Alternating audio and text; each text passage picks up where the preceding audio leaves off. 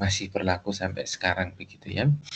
Jadi dokumen lingkungan hidup adalah dokumen yang memuat pengelolaan dan pemantauan lingkungan hidup yang terdiri atas, ini mulai ada menyebutkan jenis-jenisnya, dimulai dari AMDAL, analisis mengenai dampak lingkungan, kemudian upaya pengelolaan lingkungan hidup dan upaya pemantauan lingkungan hidup yang terkenal dengan UKL-UPL begitu. Kemudian surat pernyataan kesanggupan pengelolaan dan pemantauan lingkungan hidup yang disebut SPPL.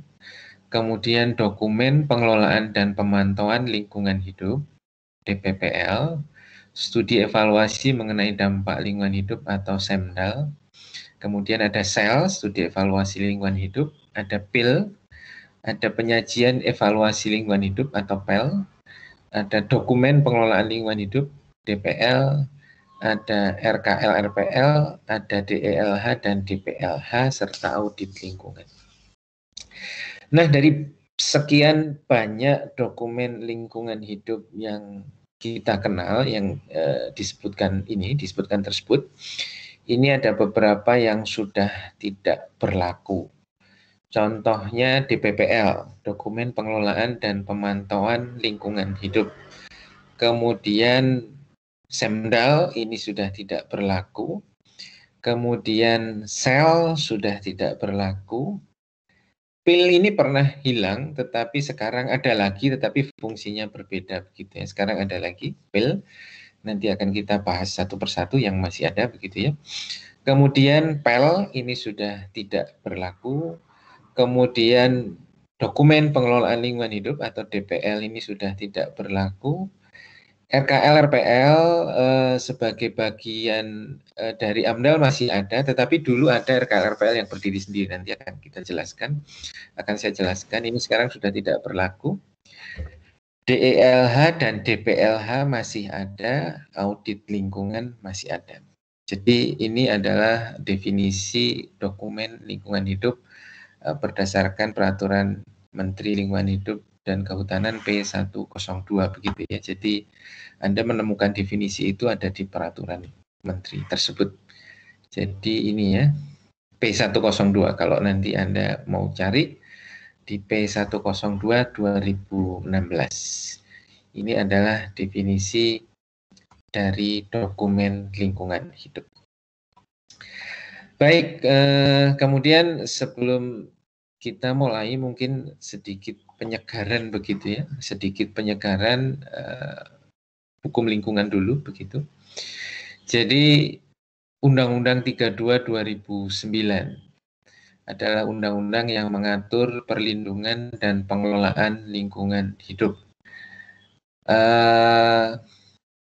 Masih berlaku sampai sekarang, hanya beberapa substansinya disesuaikan atau dirubah melalui penerbitan Undang-Undang Nomor 11 Tahun 2020 tentang Cipta Kerja yang kemarin rame itu ya. Jadi Undang-Undang 32 masih berlaku. Jadi Undang-Undang Cipta Kerja itu tidak untuk menggantikan dari Undang-Undang 32, tetapi merevisi beberapa ketentuan-ketentuan, beberapa pasal-pasal yang ada di dalamnya, direvisi melalui penerbitan Undang-Undang Nomor 11 Tahun 2020 tentang Cipta Kerja. Dan justru yang banyak direvisi adalah hal-hal yang terkait dengan penyusunan dokumen lingkungan hidup. Ada beberapa bagian terkait dengan kehutanan, tetapi tentu saja itu tidak terkait dengan mata kuliah kita. Yang banyak direvisi ada dua hal itu ya, kehutanan dan hal-hal yang terkait dengan penyusunan dokumen lingkungan hidup. Nanti akan di pertemuan yang nanti akan kita diskusikan perbedaannya seperti apa begitu ya. Tentu saja sebelum itu kita harus mempelajari dulu substansi aslinya begitu ya. Sebelum kita bisa membandingkan dengan substansi yang baru, kita harus pelajari dulu substansi aslinya. Baik, di dalam pasal 4 Undang-Undang 32 2009, saya kira ini sudah pernah saya sampaikan di hukum lingkungan dulu ya, bahwa lingkup perlindungan dan pengelolaan lingkungan hidup ini ada 6 gitu ya. 1, perencanaan, yang kedua pemanfaatan, yang ketiga pengendalian, yang keempat pemeliharaan, pengawasan, dan penegakan hukum. Nah, ini pengendalian saya beri warna merah. Jadi khusus untuk dokumen lingkungan hidup, ini masuk di dalam lingkup pengendalian. Jadi tidak di lingkup perencanaan, tidak di lingkup pemanfaatan, tetapi dia diposisikan pada mekanisme pengendalian.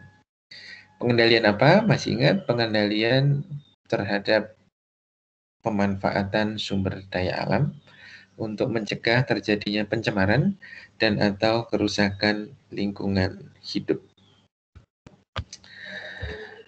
Oke, jadi ini adalah lingkup yang tertuang di dalam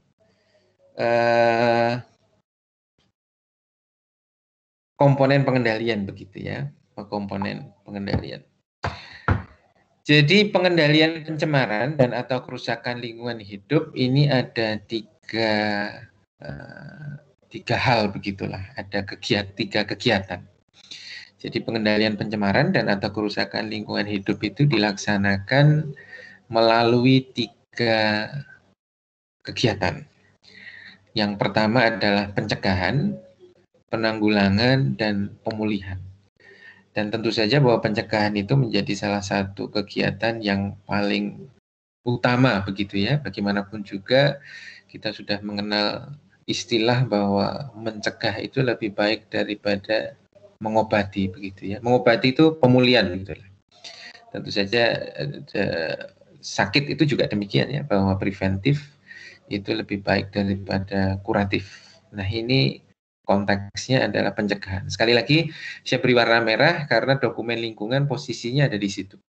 Jadi dokumen lingkungan itu ada di aspek atau di dalam lingkup pengendalian, dan lingkup pengendalian itu ada pencegahan, penanggulangan, dan pemulihan. Dia posisinya ada di lingkup pencegahan. Jadi digunakan untuk mencegah. Jadi AMDAL dan kawan-kawan itu digunakan untuk mencegah, bukan untuk memulihkan, bukan untuk menanggulangi, tetapi digunakan untuk mencegah. Mencegah apa? Sekali lagi mencegah terjadinya pencemaran dan atau kerusakan lingkungan hidup. Nah, ini ada beberapa instrumen pencegahan pencemaran dan kerusakan lingkungan hidup. Dulu kita pernah belajar di Bukling, begitu ya. Ada KLHS, tata ruang, baku mutu, kriteria baku kerusakan lingkungan hidup, termasuk AMDAL, UKL, UPL, perizinan, kemudian instrumen ekonomi lingkungan hidup, peraturan perundang-undangan berbasis lingkungan hidup, dan sampai audit lingkungan dan instrumen lain sesuai dengan kebutuhan. Nah, posisi dokumen lingkungan itu ada di E dan F. E dan F. Jadi AMDAL dan UKL, UPL. Kenapa yang, mungkin ada pertanyaan begitu ya, kenapa Pak yang disebutkan di dalam definisi tadi ada banyak jenis begitu ya, walaupun ada yang sudah tidak berlaku, tetapi yang masih berlaku pun banyak jenis. Nanti akan saya jelaskan begitu. Tetapi sebagai informasi bahwa dokumen lingkungan hidup yang masuk di dalam Undang-Undang 32 2009 itu sebenarnya hanya 3, yaitu AMDAL, UKL, UPL, dan SPPL. SPPL itu masuk di G begitu ya, di perizinan. AMDAL, UKL, UPL, dan SPPL. Sedangkan tadi kita bagian terakhir tadi ya, ada DELH dan DPLH, itu merupakan bentuk sanksi sebenarnya, sehingga tidak masuk di dalam Undang-Undang 32 2009. Nanti akan saya jelaskan secara lebih rinci terkait dengan DPLH dan DELH. Nah, sekarang tentu saja kita akan fokus pada AMDAL dan UKL UPL yang memang, dan SPPL tentu saja, yang memang secara eksplisit ditulis dijelaskan di dalam Undang-Undang 32 2009 dan peraturan turunannya. Peraturan turunannya itu nanti ada Permen LH, ada Kepmen LH, ada PP, tentu saja ada PP, Permen LH, dan Kepmen LH. Nah, ini ada catatan begitu ya, bahwa AMDAL bukan sebagai alat serbaguna yang dapat menyelesaikan segala persoalan lingkungan hidup begitu ya. Efektivitas AMDAL sangat ditentukan oleh pengembangan berbagai instrumen hidup, lingkungan hidupnya. Oke, jadi ini sebagai catatan saja buat kita. Baik, jadi ini adalah status dokumen lingkungan hidup di dalam Undang-Undang 32 2009. Sekali lagi bahwa dia berada pada lingkup pengendalian. Jadi pada lingkup pengendalian, sedangkan pengendalian itu ada 3 kegiatan, yaitu pencegahan, penanggulangan, dan pemulihan. Kemudian dia atau mereka, dokumen lingkungan hidup itu berada pada kegiatan pencegahan. Jadi ingat, dicegah berarti dia posisinya ada di depan. Di depan itu artinya sebelum terjadi pencemaran, sebelum terjadi kerusakan lingkungan hidup, dia fungsinya untuk mencegah. Jadi beda ya, kalau penanggulangan itu berarti sudah ada proses pencemaran dan atau kerusakan lingkungan hidup. Apalagi kalau pemulihan. Jadi kerusakan dan pencemaran lingkungan hidup itu sudah ada, sudah terjadi. Nah, AMDAL dan kawan-kawan, dokumen lingkungan hidup itu fungsinya untuk mencegah supaya jangan sampai terjadi. Terjadi apa? Terjadinya kerusakan dan atau pencemaran terhadap lingkungan hidup. Ya, jadinya fungsinya mencegah gitu ya. Ini yang perlu kita garis bawahi, bahwa AMDAL itu fungsinya mencegah. Baik, jadi ini kita mulai dari yang paling complicated dulu ya. Dari yang paling complicated. Sebelum kita masuk ke AMDAL, ada yang ingin disampaikan terkait dengan lingkup PPLH, kemudian masuk dalam lingkup apa namanya,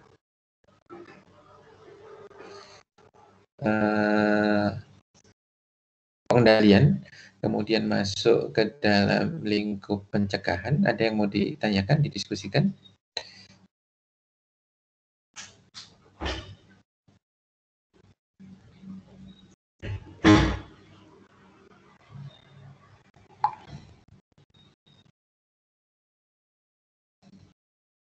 Tidak ada?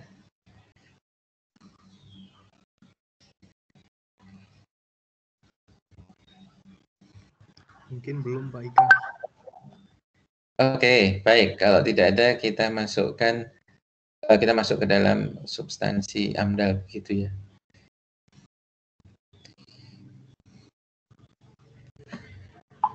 Baik. Jadi ini adalah definisi daripada AMDAL. Sebelum kita masuk ke AMDAL, saya akan sedikit memberikan pengantar gitu, bahwa baru-baru ini begitu ya, di era pemerintahannya Pak Jokowi itu ada diterbitkan undang-undang, untuk dipahami dulu bahwa AMDAL itu kan diatur di dalam Undang-Undang 32 2009 begitu ya. Undang-Undang 32 2009. Kemudian untuk lebih memberikan acuan operasional, itu kemudian diturunkan PP 27 2012 tentang izin lingkungan. Nanti akan kita bahas PP itu.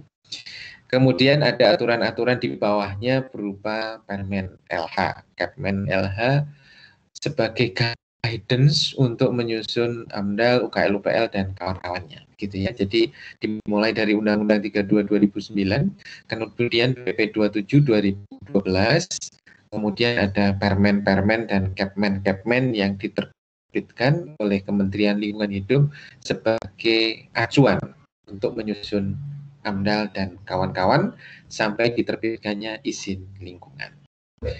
Nah, kemudian di era Pak Jokowi memang terjadi banyak komplain begitu ya, bahwa proses AMDAL berdasarkan jalur yang tadi, Undang-Undang 32, PP 27 2012 dan turunannya itu dianggap terlalu lama gitu ya, dianggap terlalu lama, prosesnya terlalu panjang, sehingga banyak kasus bahwa AMDAL itu bisa selesai dalam waktu sampai tahunan begitu ya, sehingga izin itu baru bisa terbit setelah AMDAL selesai, kemudian dan AMDAL itu diselesaikan selama bertahun-tahun. Jadi ini tidak menguntungkan dari sisi investasi, ya, dari sisi investasi. Kemudian terbitlah PP nomor 24 tahun 2018 tentang OSS. Nanti akan kita bahas PP itu juga begitu ya. PP 2024 tahun 2018 tentang OSS atau Online Single Submission atau perizinan berusaha terintegrasi secara elektronik. Panjangnya itu begitu ya. Artinya bahwa eranya Pak Jokowi itu segala bentuk perizinan itu dicoba untuk dipersingkat prosedurnya, birokrasinya begitu ya, dipersingkat birokrasinya menjadi lebih ringkas begitu ya, dengan sistem single submission. Jadi artinya secara elektronik. Jadi mengurangi bertemunya orang dengan orang. Jadi izin itu bisa diterbitkan secara elektronik tanpa harus mengurus izin kemana-mana, ketemu orang di sana sini. Semangatnya itu ya, semangatnya itu. Nah, PP itu sebenarnya tidak hanya merevisi hal-hal yang terkait dengan menyusun AMDAL saja, tetapi seluruh bentuk perizinan yang lain. Tetapi salah satu yang menjadi target koreksi atau revisi itu hal-hal yang terkait dengan penyusunan dokumen AMDAL. Sehingga kemudian PP yang berlaku untuk menyusun dokumen AMDAL ini ada dua, yaitu PP 27 2012 yang tadi saya sebutkan. Kemudian ada PP 24 2018. Jadi sekarang untuk menyusun AMDAL itu dan UKL-UPL, AMDAL dan UKL-UPL itu menggunakan dua rujukan PP. PP 27 2012 dan PP 24 2018. Yang 27 2012 itu secara konvensional atau normal begitu ya. Kemudian yang PP 24 2018 itu menyusun AMDAL dengan sistem OSS atau secara elektronik begitu. Sistemnya lebih banyak nuansa elektroniknya, jadi izinnya tidak banyak. Nah, sehingga sekarang ada dua rezim AMDAL, rezim non-OSS dan rezim OSS. Dua-duanya berlaku begitu ya. Tetapi tentu saja bahwa dua hal itu berbeda dalam arti untuk kegiatan-kegiatan yang dimiliki oleh pemerintah itu menggunakan rezim yang non-OSS. Jadi bikin bendungan dan lain sebagainya itu non-OSS. Sedangkan untuk private, untuk sektor swasta, itu menggunakan rezim OSS. Jadi harapannya supaya lebih cepat, investasi lebih gampang masuk, itu pihak swasta itu menggunakan rezim menyusun AMDAL dengan sistem OSS. Nanti akan kita bahas secara lebih rinci. Ini sebagai gambaran bagi kalian saja di awal bahwa AMDAL saat ini ada dua rezim, yaitu rezim 27 2012 dan rezim 24 2018. Yang satu sistem non-OSS konvensional, yang satunya lagi sistem OSS. Jadi secara prosedural memang yang OSS ini lebih cepat, lebih singkat, tetapi secara substansi masih 11-12 begitu ya, hanya prosesnya lebih cepat. Nanti akan kita bahas lebih lanjut. Nah, sekarang sebagai informasi lagi bahwa bisa jadi begitu ya. Dua rezim ini nanti akan gugur begitu. Jadi ya nanti siap-siap saja. Gugur kenapa? Seperti yang saya sampaikan tadi bahwa ada Undang-Undang 11 2020 tentang Cipta Kerja yang salah satu targetnya adalah merevisi proses penyusunan dokumen AMDAL. Tetapi kita belum tahu bentuk realnya seperti apa karena PP-nya belum terbit. Karena PP-nya belum terbit, Permen dan Kepmennya, peraturan menteri dan keputusan menteri untuk menggait operasionalnya itu pun juga belum ada. Jadi kita belum tahu nanti PP bentuk penyusunan AMDAL di versi Undang-Undang Cipta Kerja itu seperti apa. Tetapi ya siap-siap saja. Ini kan undang-undangnya sudah terbit. Sementara PP-nya harusnya sudah hampir terbit karena targetnya kan berapa hari itu PP sudah harus 35 hari atau 3 bulan. 3 bulan itu PP sudah harus terbit semua begitu ya. Nah, bisa jadi nanti di tengah-tengah kita kuliah dokumen lingkungan ini menggunakan versi yang sekarang masih berlaku. Pada saat PP itu terbit ya maka apa yang kita bahas ini menjadi sesuatu yang tidak berlaku lagi, bisa jadi. Nah ini tapi tidak apa-apa karena ini sudah artinya bahwa sementara belum terbit PP-nya, artinya bahwa mekanisme penyusunan AMDAL baik untuk yang PP 27 maupun PP 24 ini masih berlaku. Kita tunggu saja nanti ada PP baru apa lagi yang kemudian nanti akan membentuk sebuah sistem baru terkait dengan penyusunan dokumen AMDAL. Sepertinya memang mau dipersingkat lagi, dipercepat lagi begitu ya. Karena menggunakan OSS pun ternyata secara teoritis lebih cepat, tetapi kenyataannya secara praktis masih 11-12 begitu ya, masih 11-12. Masih sama-sama agak ruwet. Nah, nanti kita tunggu PP yang dilahirkan dari Undang-Undang 11 tahun 2020 tentang Cipta Kerja. Sementara itu belum ada, kita akan pelajari yang sudah ada dan masih berlaku saja ya. Jadi tapi itu sekedar informasi bagi kalian bagaimana seluk-beluk sejarah cerita terkait dengan penyusunan dokumen lingkungan hidup di kita. AMDAL adalah kajian mengenai dampak penting suatu usaha dan atau kegiatan yang direncanakan pada lingkungan hidup yang diperlukan bagi proses pengambilan keputusan tentang penyelenggaraan usaha dan atau kegiatan. Ini adalah definisinya. Kajian mengenai dampak penting. Ini yang versi Undang-Undang 32 ya. Nanti di tengah-tengah nanti akan saya tunjukkan yang versi PP 24 2018. Tapi kurang lebih masih sama. Beberapa kata kunci dari definisi ini, yang pertama adalah direncanakan begitu ya. Yang pertama dampak penting. Ini yang membedakan AMDAL dan UKL-UPL. Kalau AMDAL itu mengkaji dampak penting, sedangkan UKL-UPL itu mengkaji dampak yang tidak penting begitu ya. Dokumennya berbeda. AMDAL nanti akan kita bahas mana apa yang disebut sebagai dampak penting, kriterianya seperti apa, dan mana yang tidak penting. Kajian mengenai dampak penting itu kata kunci yang pertama, dampak penting.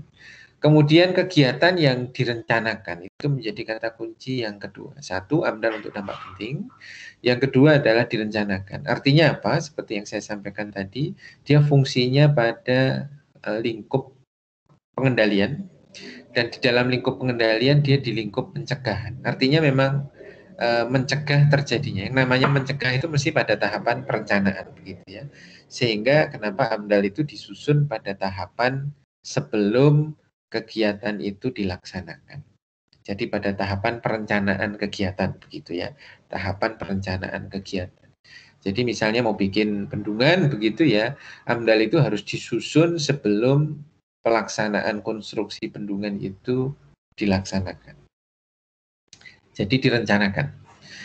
Pada lingkungan hidup, Yang diperlukan, ini kata kunci yang ketiga adalah proses pengambilan keputusan. Artinya bahwa AMDAL itu digunakan sebagai alat atau sebagai kunci untuk menentukan apakah kegiatan yang akan dibangun itu boleh dilaksanakan atau tidak. Gitu ya, jadi proses pengambilan keputusan. Jadi kita mengenal ada 3 studi kelayakan begitu kurang lebih secara makro. Yang pertama adalah studi kelayakan teknis, yang kedua studi kelayakan ekonomi atau secara finansial begitu ya, kalau bisnis itu menguntungkan atau tidak dan lain sebagainya. Dan yang ketiga adalah studi kelayakan lingkungan hidup. Nah, AMDAL itu adalah studi kelayakan lingkungan hidup. Artinya, yang namanya studi kelayakan itu kalau pada saat kita melakukan studi, kemudian hasil daripada studi itu menyatakan kegiatan tersebut tidak layak, maka tentu saja bahwa kegiatan tersebut tidak bisa dilaksanakan. Kalau kelayakan teknis, bahwa kegiatan tersebut tidak bisa dilaksanakan dengan pertimbangan hal-hal yang bersifat teknis. Kalau kelayakan ekonomi, bahwa kegiatan tersebut tidak bisa dilakukan didasarkan pada hal-hal yang terkait dengan kelayakan secara ekonomi, secara bisnis, untung, rugi, dan lain sebagainya. Sedangkan kalau kelayakan lingkungan hidup tidak bisa dilakukan kalau dinyatakan tidak layak, tentu saja pertimbangannya adalah hal-hal yang terkait dengan lingkungan hidup. Jadi kenapa dia digunakan sebagai proses pengambilan keputusan. Jadi kalau layak, ya dia bisa jalan. Kalau tidak layak, ya dia tidak diperbolehkan untuk lanjut, gitu ya. Jadi 3 kata kunci itu, yang pertama adalah dampak penting, yang kedua adalah pada tahap perencanaan, yang ketiga adalah proses pengambilan keputusan. Sampai di sini ada yang mau disampaikan? Sudah cukup jelas terkait dengan definisi dari AMDAL?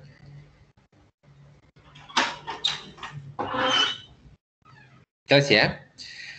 Baik, kemudian di definisi yang pertama itu ada penyelenggaraan usaha dan atau kegiatan.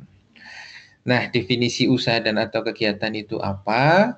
Adalah bentuk aktivitas yang dapat menimbulkan perubahan terhadap rona lingkungan hidup serta menyebabkan dampak terhadap lingkungan hidup. Merubah rona, begitu ya, merubah rona. Jadi kalau dulunya hutan dirubah jadi tambang, itu kan sudah merubah rona. Dulunya sawah dirubah menjadi kawasan permukiman. Dulunya tegalan dirubah jadi undip. Itu perubahan rona. Itu yang disebut sebagai usaha dan atau kegiatan. Yang tadinya permukiman dirubah jadi kawasan industri. Nah, itu merubah rona.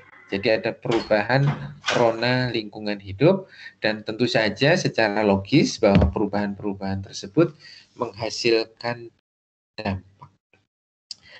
Apakah itu banjir, apakah itu adanya kebisingan yang meningkat, peningkatan sampah yang lebih banyak, adanya pencemaran udara yang lebih banyak, begitu ya. Misalnya undip yang kita kenal itu, Tembalang sebelum ada undip relatif tidak bising. Tembalang sebelum ada undip relatif kualitas udaranya baik. Tetapi begitu kita bersama-sama menghuni Tembalang begitu, dosanya banyak, mahasiswanya banyak, pakai kendaraan bermotor, menghasilkan emisi, menghasilkan bising. Nah, itu adalah usaha dan atau kegiatan yang menyebabkan dampak. Tambah macet, kemudian sampahnya tambah banyak, limbah cairnya lebih banyak, dan lain sebagainya. Itu yang disebut sebagai kegiatan yang menyebabkan dampak. Banjir, Tembalang itu daerah atas, tetapi beberapa bagian sering terjadi banjir, begitu ya. Banyumanik juga demikian. Nah, itu disebut sebagai usaha dan atau kegiatan yang dimaksud di dalam undang-undang ini.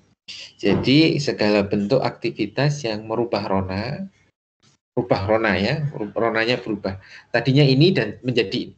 Kemudian kegiatan itu menghasilkan dampak, gitu ya, menghasilkan dampak. Bisa enggak merubah rona tetapi tidak menghasilkan dampak?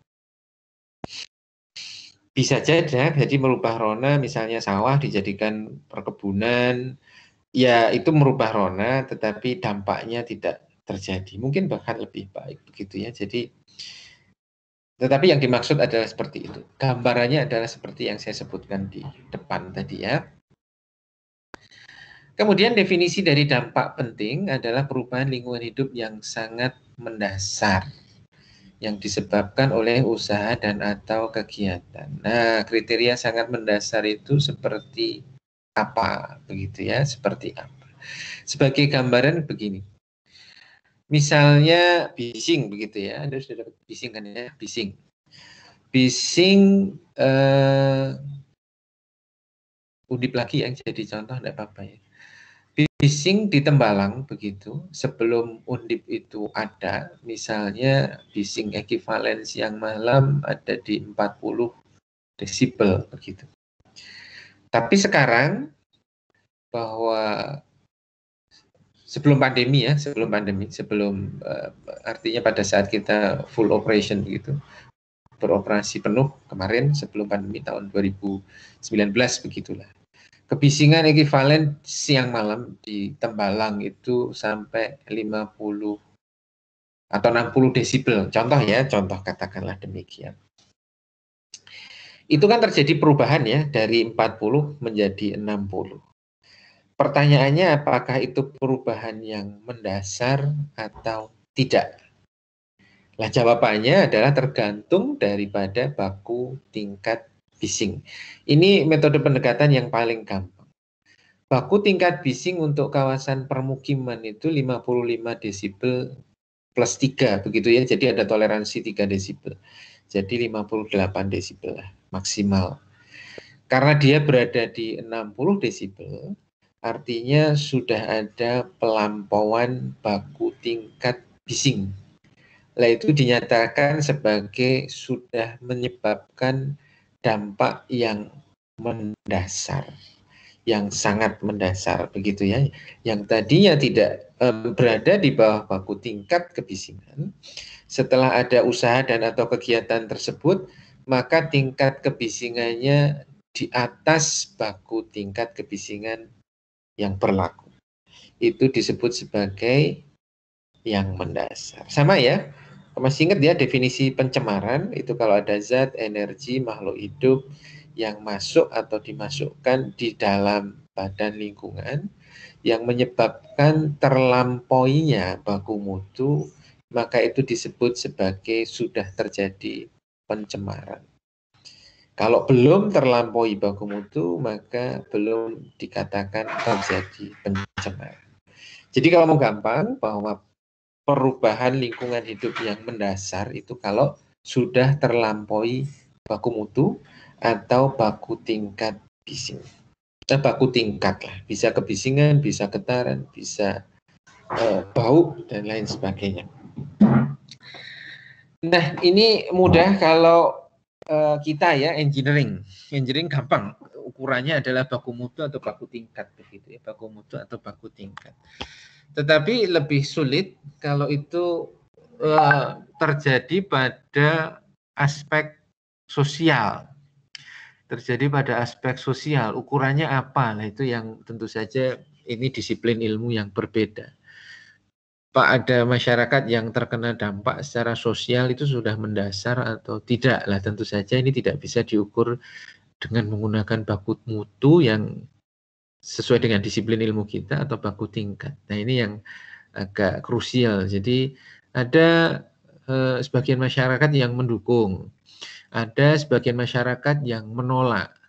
Nah, ini menyebabkan perubahan yang mendasar atau tidak, kan repot ya. Jadi agak susah. Oleh sebab itu banyak kasus penyusunan dokumen AMDAL yang dalam tanda kutip gagal atau terhambat lah karena hal-hal yang bersifat sosial.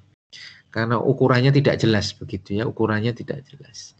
Satu metode diterapkan pada kelompok masyarakat tertentu bisa cocok, belum tentu akan cocok jika diterapkan pada kelompok masyarakat yang lain. Jadi tidak bisa. Tetapi kalau di kita itu kan gampang begitu ya. Kalau ini bisa, metode ini bisa digunakan untuk menurunkan BOD sekian, nanti dengan di daerah lain kurang lebih ya akan sama hasilnya dengan karakter yang sama. Tetapi kalau sosial itu kan tidak bisa demikian. Jadi sangat mendasar itu sebagai catatan awal begitu ya. Baik, ada yang pertanyaan sebelum kita lanjutkan terkait dengan definisi AMDAL begitu?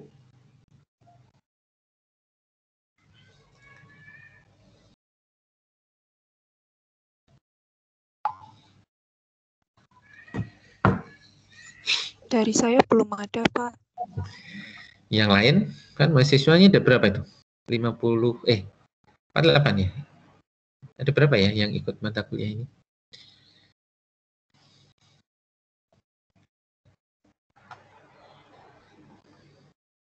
Yang ada 39. 40.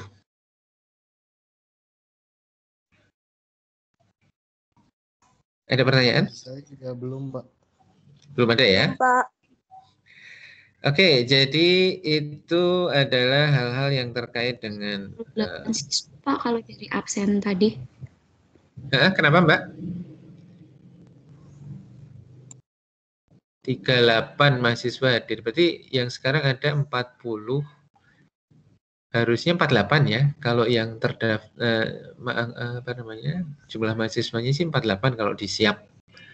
Tetapi yang hadir di sini 40, yang sudah absen 38. Jadi ada 2 yang hadir tetapi belum absen. Nanti akan absen di belakang gitu ya. Yang 8 kemana nih?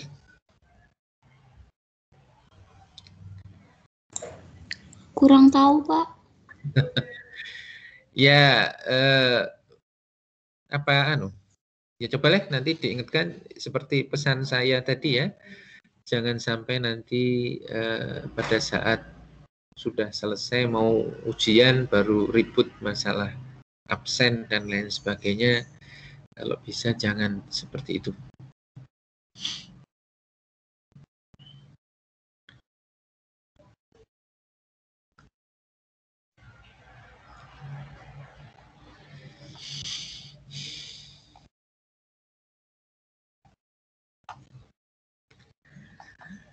Baik, kita lanjutkan sedikit lagi begitu ya. Mungkin 15 menit lagi lah sebagai pengantar. Nah, ini adalah substansi yang tertuang di dalam, kelihatan ya? Sudah bisa dilihat lagi ya? PP 27 2012 tentang izin lingkungan. Jadi istilah izin lingkungan itu baru muncul pada era Undang-Undang 32 2009. Sebelumnya Undang-Undang 23 tahun 97 itu belum ada istilah izin lingkungan. Sehingga PP yang mengatur tentang AMDAL pada saat itu, PP 27 tahun 99, itu tentangnya masih tentang analisis mengenai dampak lingkungan hidup. Isinya mengatur tentang AMDAL dan UKL-UPL.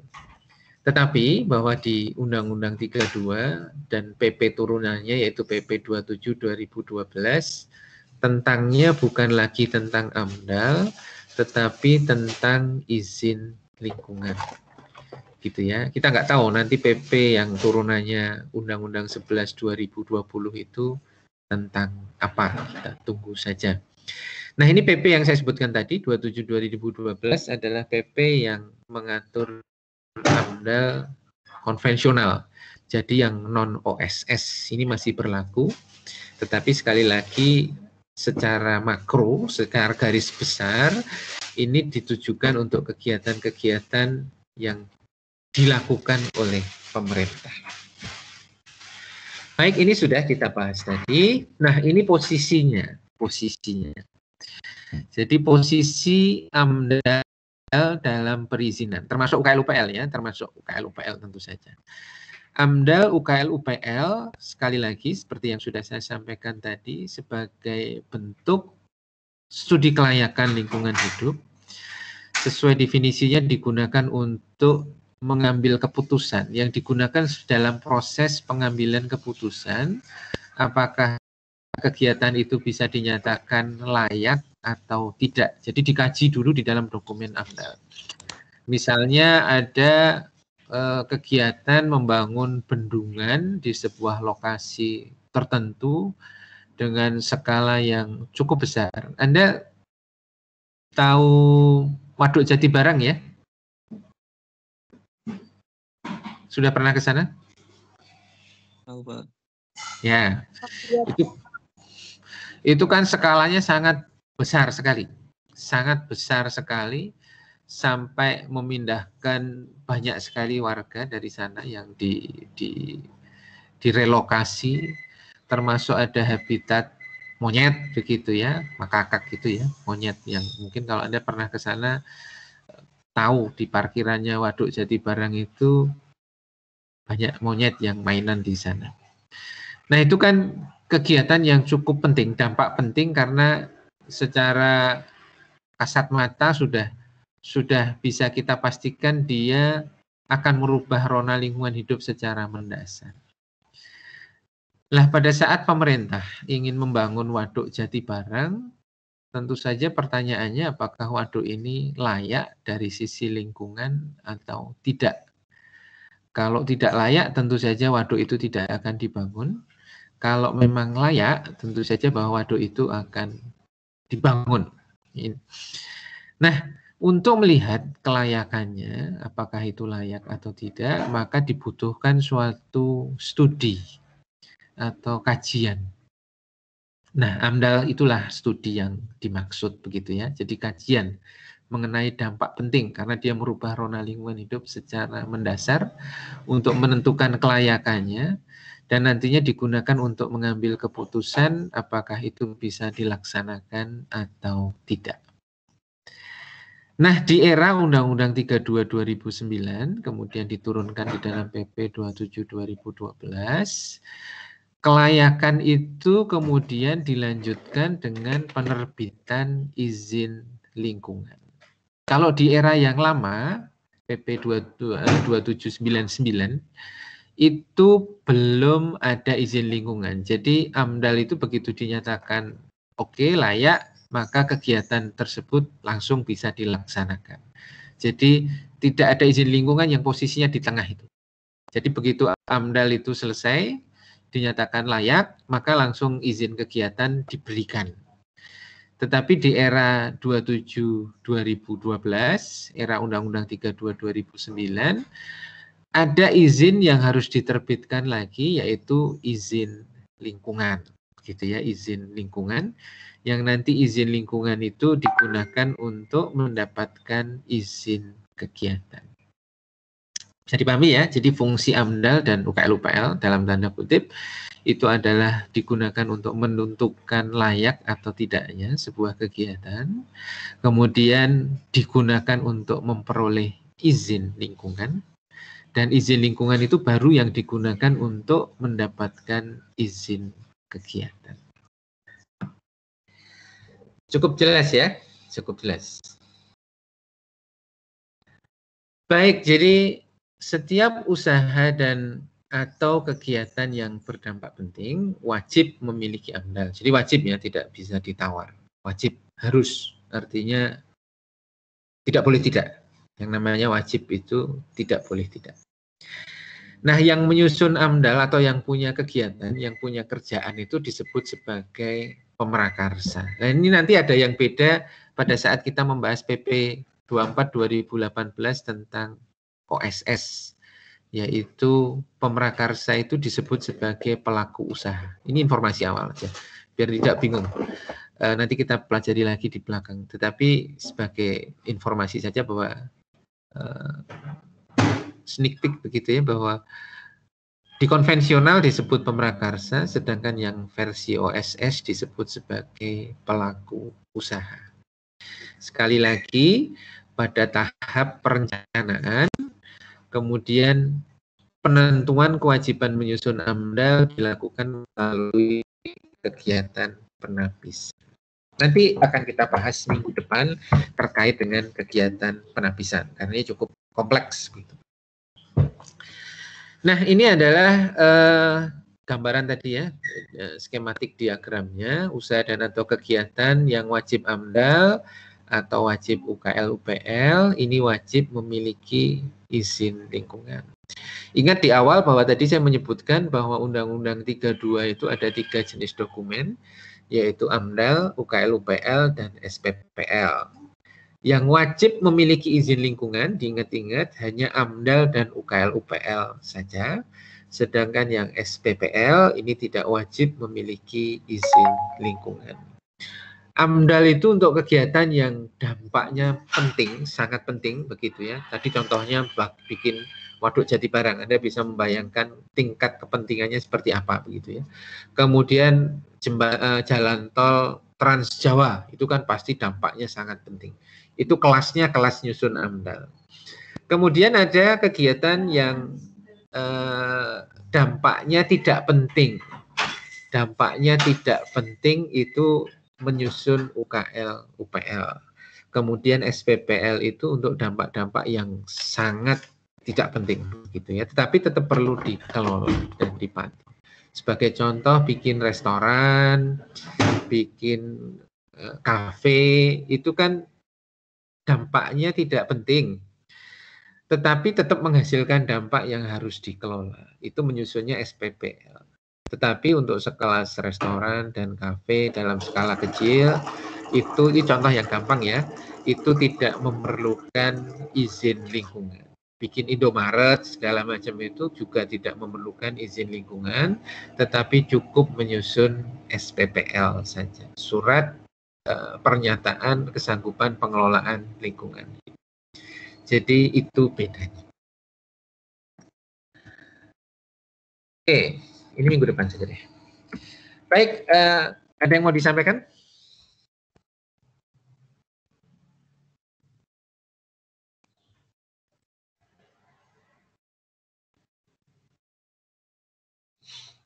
Sudah cukup jelas? Sudah, Pak.